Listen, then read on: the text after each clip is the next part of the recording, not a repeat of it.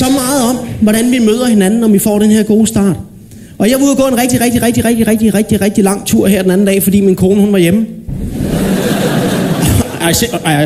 Jeg sværger, jeg gik, mand. På et tidspunkt så havde jeg for skomberøret, der bare sagde, nu må du da stoppe. Men jeg havde gået langt, der var åbne marker, og der var store vidder og højt til loftet, og så ude i horisonten, så kan jeg godt skimte sådan en lille bitte kvindeskikkelse, der langsomt er på vej hen imod mig, mens hun stille og roligt bare bliver større og større og større. Indtil jeg så finder ud af, at det er en dværg, der går nærmest lige foran mig. Så jeg sådan får lige kontrol over chokket. Jeg er sådan,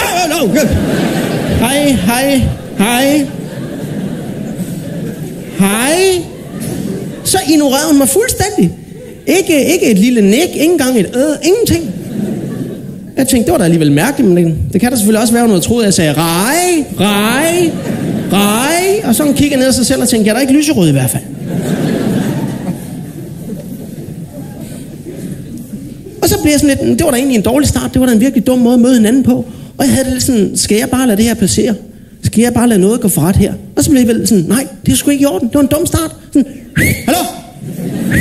Ja, heroppe.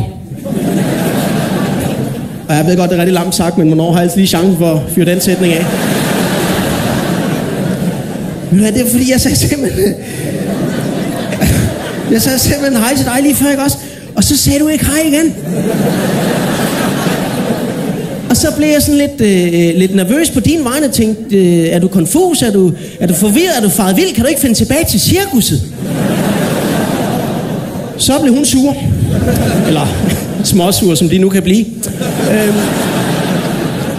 Og hun arbejder aldeles ikke i noget cirkus, ja. Ej, okay, men så er du så blevet væk fra konkurrencen. Uanset hvad, så står det, der mangler noget at kaste med lige nu, altså. Så fik jeg en lille lektyre om, at jeg var bare en fremmed for hende, og hun havde ikke nogen grund til at hilse på mig. Sådan, hov. Men fremmed, det er da bare en ven, du ikke har mødt endnu, ikke? Altså, og jeg tror da, vi kunne få meget glæde af hinanden, ikke? Jeg kunne måske lære dig lidt om gode manerer. Og du kunne måske tage en flyverdrag på og kravle ind under min sofa lige at tage de værste nuller med, ikke? Gensidig respekt, kan du se det?